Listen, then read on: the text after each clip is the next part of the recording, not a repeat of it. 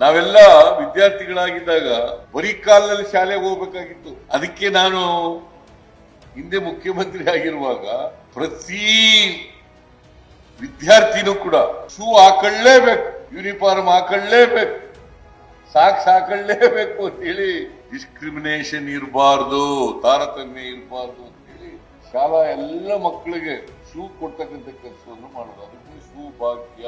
ನಾವೆಲ್ಲ ಓದುವಾಗ ಬಹಳ ಕಷ್ಟ ಇತ್ತು. ಈಗ ಸ್ವಲ್ಪ ಇಂಪ್ರೂವ್ಮೆಂಟ್ ಎಲ್ಲ ಆಗಿದೆ. ಈಗೆಲ್ಲ ನೋಡು, ಹಾಲು ಕೊಡ್ತಾ ಇದೀವಿ, ರಾಗಿ ಮಾಲ್ಟ್ ಕೊಡ್ತಾ ಇದೀವಿ, ಮೊಟ್ಟೆ ಕೊಡ್ತಾ ಇದೀವಿ, ಬಾಳೆಹಣ್ಣು ಕೊಡ್ತೀವಿ, ಚಿಕ್ಕಿ ಕೊಡ್ತೀವಿ, ಯೂನಿಫಾರ್ಮ್ ಕೊಡ್ತೀವಿ, ಆಮೇಲೆ ಸಾಕ್ಸ್ ಕೊಡ್ತೀವಿ, ಪುಸ್ತಕ ಕೊಡ್ತೀವಿ, ಇವೆಲ್ಲ ಕೊಡ್ತಾ ಇದೀವಲ್ಲ. ಮತ್ತೆ ಓದಕ್ಕೆ ಏನ್ ತೊಂದ್ರೆ? ಅದಕ್ಕೇನೆ ಯಾರು ಕೂಡ ವಿದ್ಯೆಯಿಂದ ವಂಚಿತರಾಗಬಾರದು.